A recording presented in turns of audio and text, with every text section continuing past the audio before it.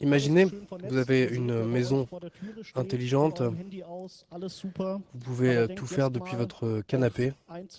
Et maintenant, essayez de réfléchir à un, deux, trois niveaux plus élevés.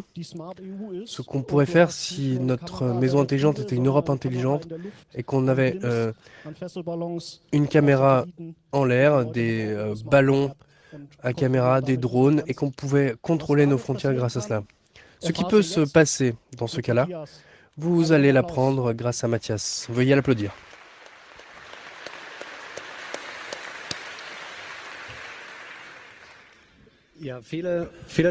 Oui, beaucoup de gens pensent quand ils entendent Frontex à un groupe de personnes à la frontière qui bloquent les gens qui passent. Ça va pas fonctionner quand on a des milliers de personnes qui veulent passer parce que on ne peut pas les renvoyer comme ça dans leur pays. On ne sait pas toujours d'où ces gens viennent. Ici, sur cette carte, vous voyez les mouvements migratoires qui viennent du site de Frontex. Moi, je vais surtout vous parler de la mer Méditerranée centrale et surtout de la mission Thémis de Frontex en Méditerranée. Il y avait la mission Mare Nostrum en Méditerranée pour le sauvetage en mer. Et la Commission européenne a décidé d'arrêter cette mission de sauvetage. Et Thémis n'a pas du tout pour but de sauver les gens en Méditerranée, mais simplement une mission de surveillance. Frontex n'est en principe pas du tout présent en Méditerranée,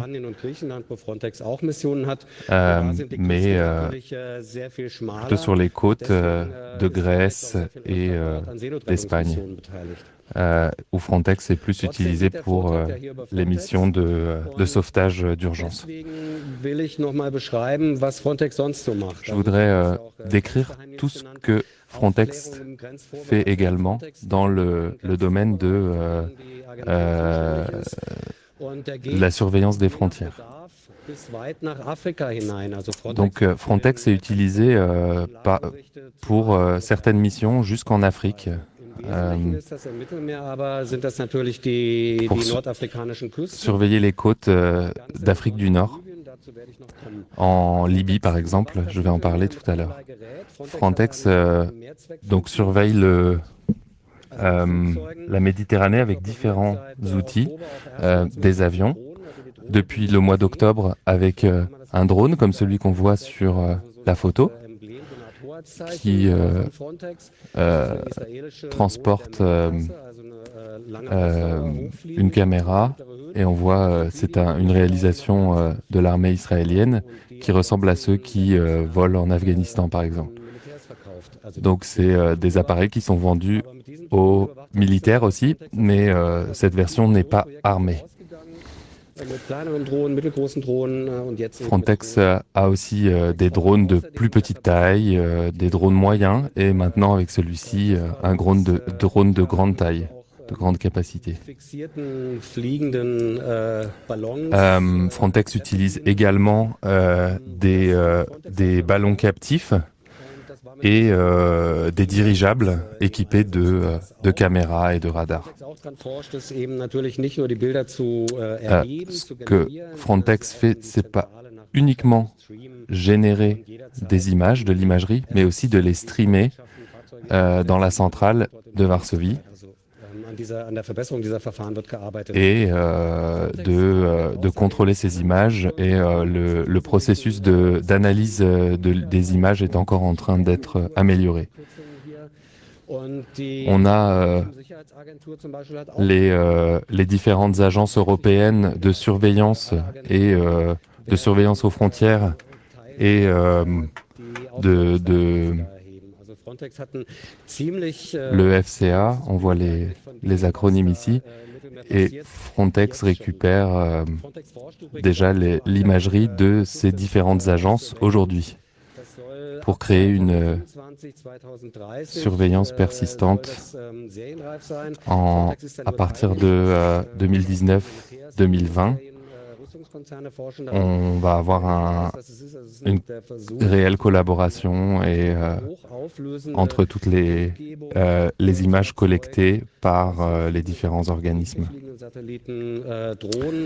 collectées par les satellites, les avions, les drones, et donc pour pouvoir vraiment contrôler chaque mouvement de personnes aux frontières européennes.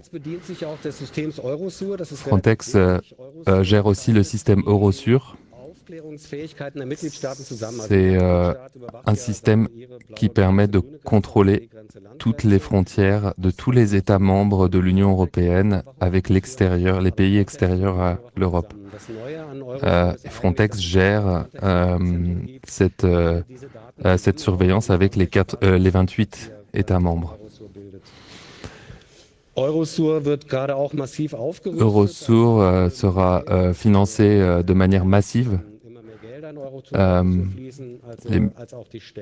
Les financements sont de plus en plus importants et seront encore augmentés, surtout au niveau des technologies de surveillance.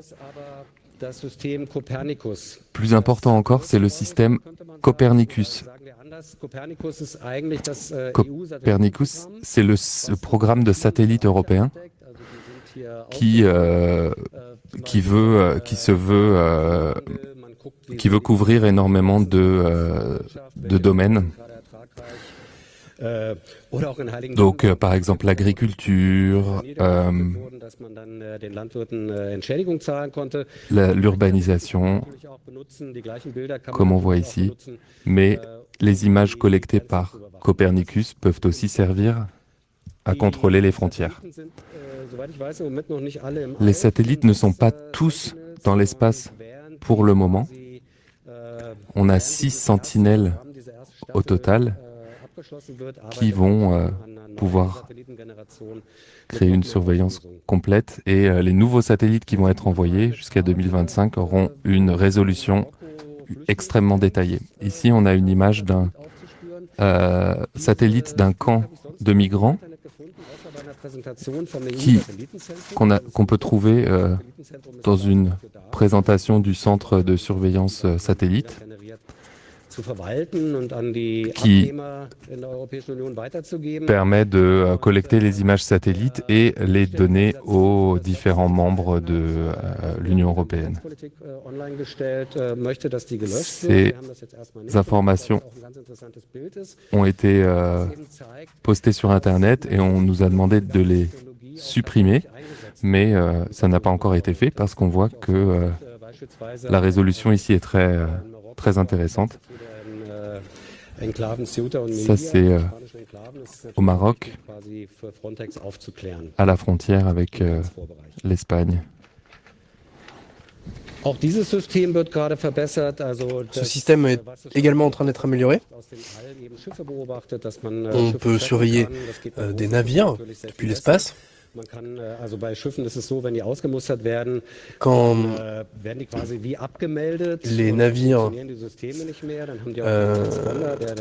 les navires ont un transpondeur, et il est très bon de pouvoir les observer en temps réel. Normalement, c'est comme ça qu'on les voit sur les radars, mais il est aussi très intéressant de pouvoir les surveiller depuis l'espace. Si le navire ne respecte pas la route qui a été prévue, c'est tout de suite suspect. Et c'est pour ça que je pense que ce système a aussi été introduit pour surveiller les navires de passeurs qui faisaient passer les migrants depuis la Turquie en Union européenne, ce qui était beaucoup plus sûr que les petits Zodiacs qu'ils utilisent aujourd'hui.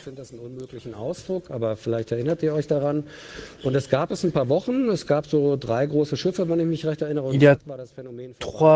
y avait 3 navires de ce type qui existaient. Ça a duré quelques semaines. Et puis, tout d'un coup, ça s'est arrêté parce que ces navires ont été considérés comme étant dangereux. Frontex est aussi le premier client de ce qu'on appelle l'autoroute de données européenne. Sur ce graphique, c'est un peu illustré. Ce sont 3 satellites laser qui ont été envoyés dans l'espace. Et cette technologie de satellite a pour problème que les satellites doivent faire une fois le tour de la Terre avant de revenir à leur position initiale. Et grâce à ce système-là, les satellites peuvent communiquer par laser et on peut à tout moment établir une connexion entre différents satellites pour envoyer les données au sol. Les 2 premiers satellites de ce système sont maintenant dans l'espace et Frontex les utilise pour le système Copernicus. Et donc pour envoyer des données de reconnaissance. Il y a aussi la mission militaire EUNAVFOR Med qui ne travaille pas a priori pour la Commission. C'est une mission militaire à laquelle participe également l'armée allemande. Elle opère des avions ainsi que des navires dans la mer Méditerranée. On peut bien s'imaginer à quoi servent ces appareils. C'est du renseignement de signaux et il y a également des sous-marins qui participent à cette mission. Ils partent d'Italie notamment. Et le succès de cette mission est qu'elle a réussi à arrêter environ 150 personnes suspectées de faire passer des migrants.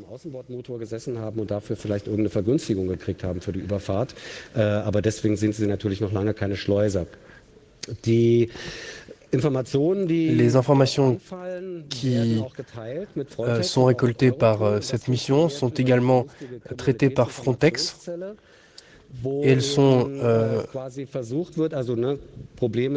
également mises dans une cellule d'information sur la criminalité.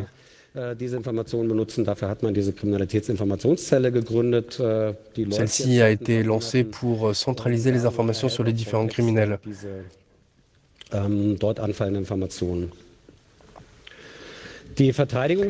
L'agence de défense européenne a aussi des projets à elle. Il y a notamment un projet de recherche, qui n'est pas vraiment un projet de recherche, qui vise, avec les entreprises de défense, avec les ministères de l'Intérieur et les ministères de la Défense, à améliorer la sécurité dans les océans. Et donc, on essaye ici de surveiller au maximum ce qui se passe dans la mer Méditerranée, comme il est illustré ici. Grâce à ça, on peut différencier les bateaux suspects des bateaux qui ne sont pas suspects. Un bateau suspect ne respecte pas le trajet qu'il a été prévu ou n'a pas de transpondeur allumé. En ce qui concerne l'agence de défense, je veux aussi mentionner Océan 2020, qui est un projet de recherche où on essaye de faire voler des drones en partenariat avec des navires. Ce n'est pas nouveau, Airbus le fait depuis longtemps, pour les militaires bien entendu. Donc c'est un projet de recherche pour une application militaire. Il est intéressant de noter que des tests de ces applications se déroulent également en mer du Nord. Und man errichtet hier ein Lagezentrum in Brüssel, ein maritimes Lagezentrum, was natürlich auch für andere Zwecke genutzt werden kann. Also sowas gibt es noch nicht. Le centre névralgique de cette mission est à Bruxelles. À voir si celui-ci va rester à Bruxelles. Je veux aussi mentionner Europol, qui est le pendant de Frontex à l'intérieur des frontières de l'Union européenne. C'est une sorte de police criminelle européenne. Là aussi, des informations sont échangées avec Frontex. Ce que fait Europol est d'écouter ce qui se passe sur Internet. Ils surveillent Internet pour la lutte contre le terrorisme et pour censurer des contenus suspectés de terrorisme. Et ça, je pense que ça peut vous intéresser. Il faut noter que 90% des pages qui sont rapportées, qui sont signalées, sont également mises hors ligne. Europol a notamment mis hors d'état de nuire des opérations qui visent à aider des migrants. Alors eux appellent ça des passeurs, mais en adoptant un point de vue différent, on peut dire que ce sont des organisations humanitaires.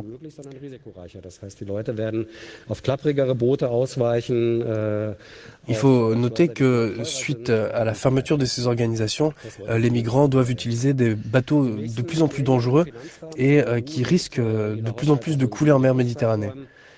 Il y a un cadre financier que je veux également mentionner. Les finances de Frontex ont été augmentées ces dernières années. Voici les chiffres d'il y a 3 ans étaient environ 300 millions d'euros. Aujourd'hui, le budget de Frontex est de 600 millions d'euros. Et d'ici 2021-2027, le budget devrait augmenter à 11 milliards d'euros, plus 22 milliards d'euros de fonds pour l'asile et les migrations. Il s'agit là de s'armer pour surveiller les océans qui entourent l'Union européenne. Au total, l'Union européenne va dépenser 35 milliards pour la protection des frontières jusqu'en 2025. On peut imaginer qu'on pourrait utiliser cet argent pour des fins plus appropriées. Qu'est-ce qu'on fait avec toutes ces informations ? On pense que avec toute cette surveillance, les gens ne devraient pas se noyer et pourtant les gens se noient quand même. Donc, où vont toutes ces informations qui sont collectées ? Donc, Eurosur a tout un chapitre à partir de l'article 71 sur la surveillance de l'immigration aux frontières des pays voisins de l'Union européenne. C'est pas toujours très simple. On peut travailler avec beaucoup de pays qui ne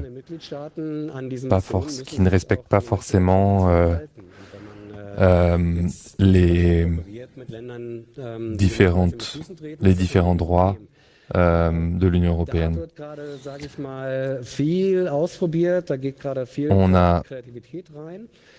Il y a beaucoup de tentatives en ce moment. On essaye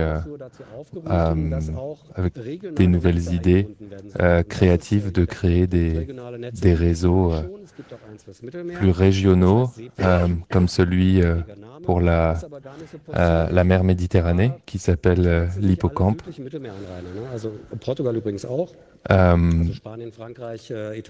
On a aussi sur la surveillance de l'Espagne, le Portugal et la France, on veut se connecter à d'autres pays voisins comme le Maroc, l'Algérie, qui ne sont pas des pays de l'Union européenne, mais qui ont leur système de surveillance local. Et on veut créer des pôles de surveillance régionaux. Donc, c'est des réseaux qui seront intégrés à Eurosur. Un des focus, c'est la Libye. Énormément de migrants partent de la Libye pour traverser la Méditerranée pour des raisons historiques. Et il y a un centre de contrôle en Italie qui contrôle les côtes libyennes et qui ont du personnel venant de Libye qui s'occupe de la surveillance des côtes libyennes.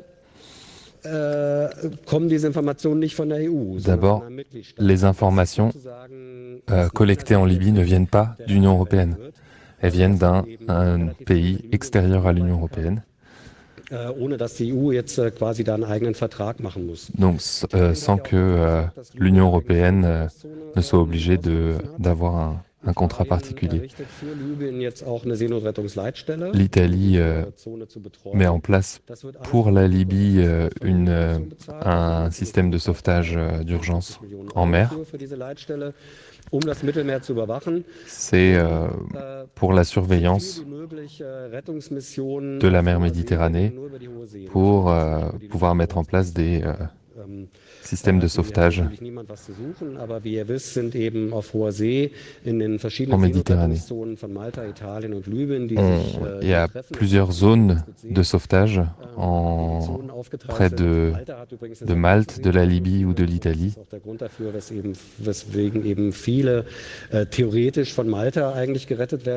Et il y a beaucoup de conflits dus aux zones de sauvetage et comme beaucoup de sauvetages sont réalisés près de l'île de Malte, on a toujours des conflits entre les différents pays impliqués.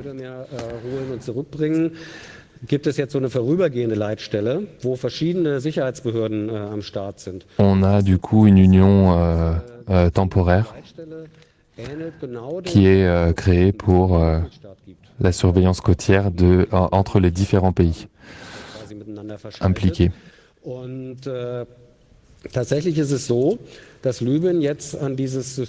Donc, la Libye va être connectée à ce système de surveillance de Méditerranée Hippocampe que j'ai cité tout à l'heure. La Libye sera le premier État extérieur à l'Union européenne connecté au système de surveillance d'Eurosur. Ça devrait arriver dans les prochains mois. Ça peut arriver un peu plus tard, mais c'est un projet. Donc, les zones de sauvetage d'urgence en mer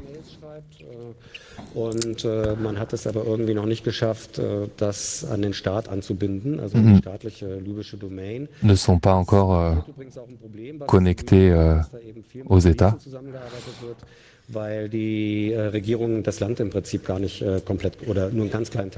Parce que en Libye, pour le moment, on a encore énormément d'insécurité. Le gouvernement ne contrôle pas vraiment l'État entièrement.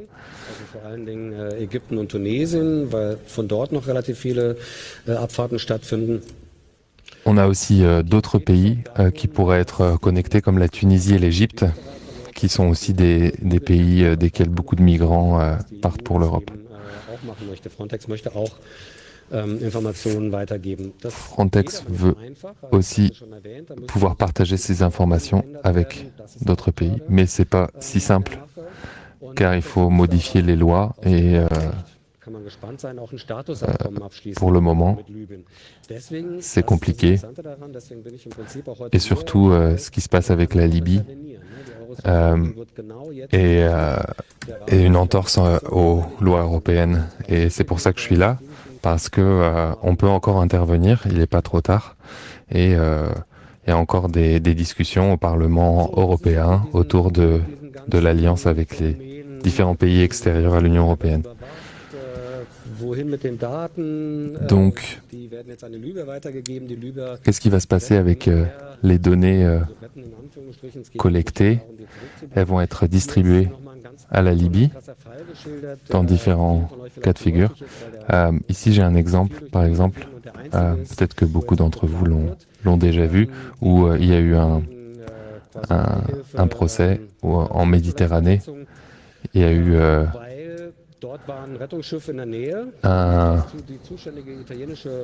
beaucoup de morts dans un naufrage. Il y avait un navire de sauvetage italien, mais on leur a demandé de rester en dehors de ça car c'était dans les eaux libyennes et on a demandé aux Libyens de s'en occuper. Les Libyens, quand ils sauvent des migrants en mer, ils ont une technique très particulière. Ils lancent une échelle dans l'eau et ils demandent aux différents migrants de monter sur le bateau, ce qui est très risqué et qui peut être très dangereux. Und es gibt ja den Grundsatz der Nichtzurückweisung, der in der Europäischen Menschenrechtskonvention festgeschrieben ist. Das wird aber auch wiederholt in all den. Il y a aussi la clause de non-renvoi qui est inscrite dans la Charte des droits de l'homme. On n'a pas le droit de renvoyer quelqu'un dans un pays qu'il ou elle a fui et dans lequel il ou elle est menacé. Mais non, évidemment, c'est ce qui se passe en Libye. Les gens sont renvoyés en Libye. Voilà une image qui date de la semaine dernière. On voit que des migrants ont été sortis de leur bateau qui était en bois, qui menaçait de couler. On les a sauvés et puis ils ont été renvoyés en Libye où ils ont été rackettés. Je dois évidemment pas vous dire à quoi ça ressemble dans les camps de réfugiés en Libye, mais vous pouvez facilement vous imaginer ce que c'est. Je veux mentionner Roya Sangui qui a fait une réflexion très intéressante. La violence de l'État ne s'exerce pas seulement à l'intérieur des frontières de cet État, mais également à l'extérieur, juste devant les frontières. Par exemple, ce qui est contrôlé et surveillé par Frontex.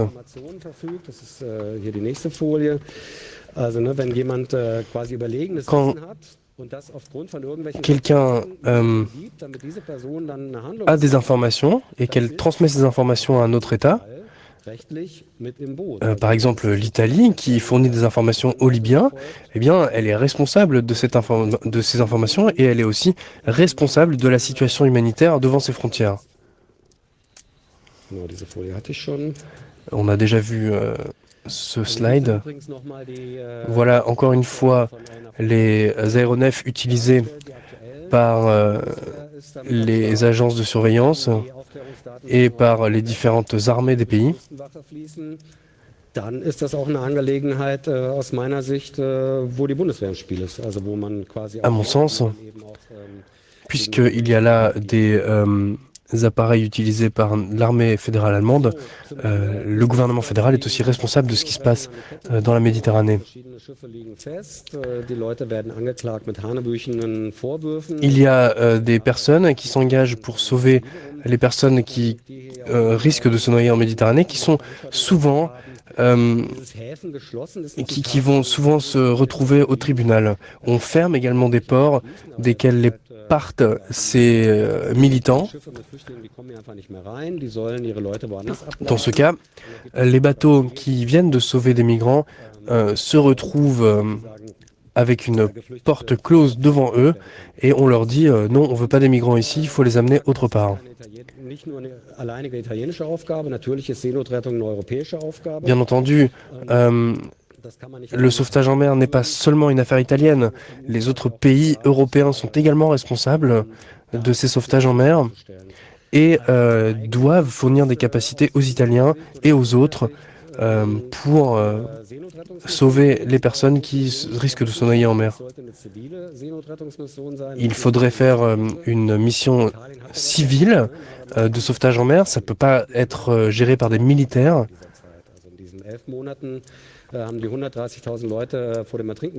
Les civils ont sauvé en 11 mois plus de 100 000 personnes de la noyade. Je voudrais également appeler au soutien des différentes ONG qui travaillent en mer Méditerranée. Tant qu'il n'y a pas de mission de sauvetage en mer venant des États européens, ce sont ces organisations-là qui sauvent les gens. En réalité, puisque ce sont eux qui s'engagent, il faudrait que les données de surveillance récoltées par Frontex devraient aller à eux. Merci pour votre attention.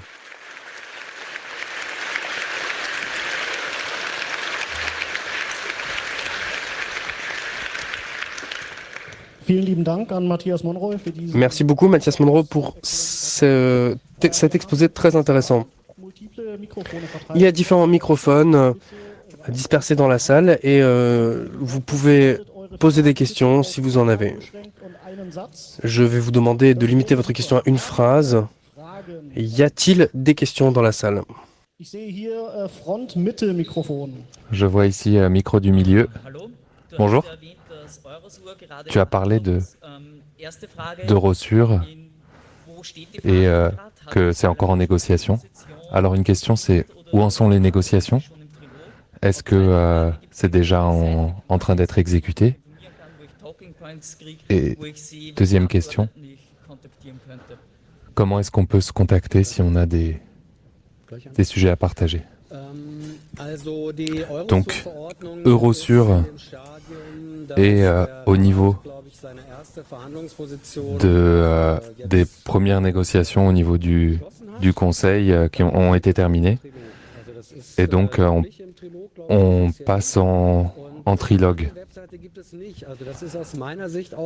Donc, on n'est pas encore en position de négociation en trilogue, mais voilà. Après, il y a énormément d'activités autour du sauvetage d'urgence en mer et je pense que c'est un sujet très vaste, mais particulièrement ici sur Eurosur. C'est voilà, c'est pas uniquement le sujet. Avant, on avait Frontex. Et voilà, Eurosur, c'est simplement une partie, une extension de Frontex. À mon avis, il n'y a pas de... Il y a une autre question derrière à droite. Non? Y a-t-il d'autres questions? Si vous voulez avoir un microphone, levez la main. Y a-t-il des questions qui nous viennent de l'Internet? Oui. Une question sur la collaboration en matière de données, ou plutôt la potentielle collaboration en matière de données. Est-ce que c'est quelque chose qu'il faudrait exiger? J'ai pas compris. Qu'est-ce qu'il faudrait exiger? La collaboration? Ce que j'ai compris, c'est comment faudrait-il exiger le partage des données avec les sauveteurs en mer? Réponse de l'orateur, il faudrait en principe exiger cela auprès de Frontex, puisque eux ont besoin du feu vert pour partager les données.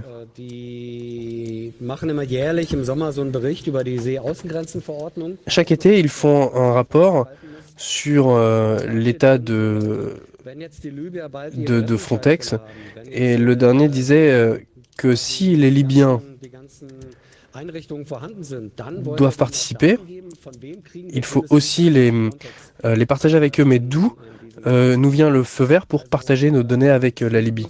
Donc en principe, il faudrait aller d'un niveau supérieur, et donc ça c'est la Commission. Et c'est la Commission qui ensuite reçoit les exigences du Conseil européen, et ensuite elle peut donner son feu vert pour le partage des données. Y a-t-il d'autres questions? Vous pouvez vous approcher des microphones. Là-bas, il y a une question devant, à droite. Y a-t-il des initiatives de sauvetage qui viennent de pays nord-africains? Pas que je sache, mais il y a certaines organisations dont le nom m'échappe qui collaborent avec d'autres organisations où il y a des personnes de ces pays qui se forment au sauvetage en mer. Il y en a une notamment qui n'a pas de bateau, mais par contre, il y a un numéro d'urgence qui a été mis en place par cette organisation.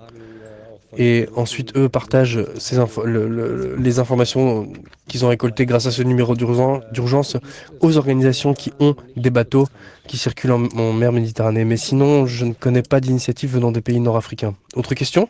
Prochaine question, au milieu. Qu'est-ce qu'on peut sauver à moyen terme ? Comment est-ce qu'on peut s'opposer à moyen ou long terme? Réponse de l'orateur. Oui, c'est vrai que c'est l'impression qu'on avait en automne. Tous les bateaux ont été arrêtés pour des raisons légales. Mais ensuite, il y a eu le bateau Marionio. C'est un bateau italien qui a été envoyé par un mouvement social italien avec un pavillon italien. Et ce sont des centres sociaux qui se sont rassemblés et qui ont réussi à mettre en place ce bateau et qui ont réussi à s'opposer à Salvini et à sa politique d'immigration. Mais voilà, ils ont un peu forcé la main à Salvini en sauvant des migrants en mer et en les amenant sur les côtes italiennes. Donc il y a des initiatives comme ça,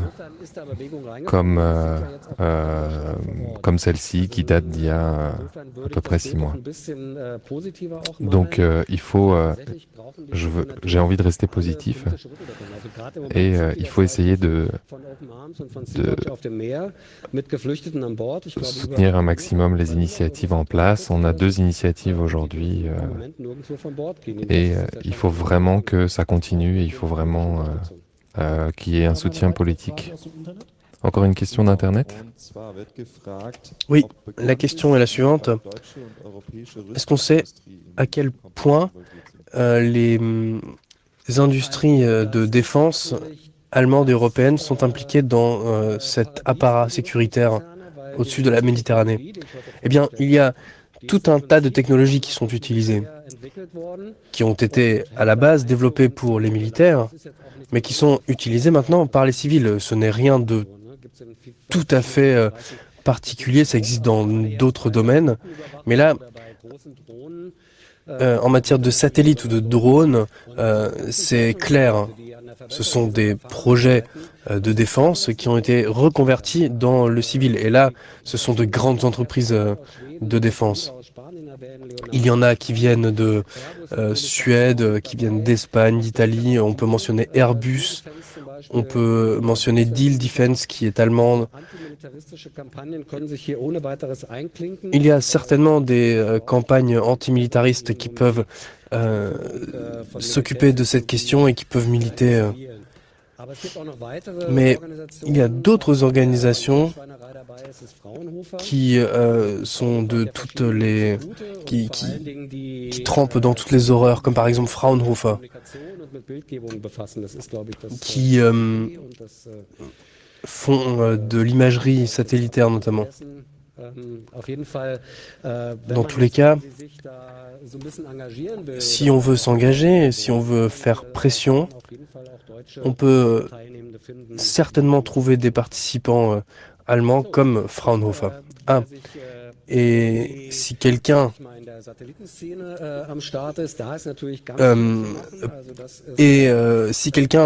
participe à la scène des satellites, j'ai mentionné tout à l'heure l'autoroute des données de l'espace allemande. C'est une initiative lancée par Airbus qui envoyait des drones et des satellites. Et je trouve que c'est quelque chose qu'il faut mentionner. Là aussi, on peut essayer de faire pression. Une dernière question, devant à droite. Est-ce qu'on sait d'où vient tout le personnel qui travaille dans ces différentes agences? Est-ce que c'est uniquement des militaires des différents pays? Donc, par rapport à Frontex, c'est en train de changer. C'est principalement du personnel qui vient des membres de l'Union européenne. Mais ils ont également ce que je nomme un secrétariat. C'est du personnel qui travaille pour Frontex et qui vient du milieu militaire. C'est une collaboration. En Allemagne, ils ont leur propre bâtiment et on a du personnel qui est embauché et payé par Frontex. Ça doit changer parce qu'on va avoir énormément, on va doubler le nombre d'employés qui travaillent pour Frontex et on va avoir surtout leur propre groupe d'intervention, alors que jusque-là, ils ont envoyé du personnel d'autres équipes, des policiers, donc ils ont engagé d'autres organismes, alors qu'à l'avenir, ils vont avoir leur propre troupes d'intervention qui vont appartenir à Frontex aux 2/3.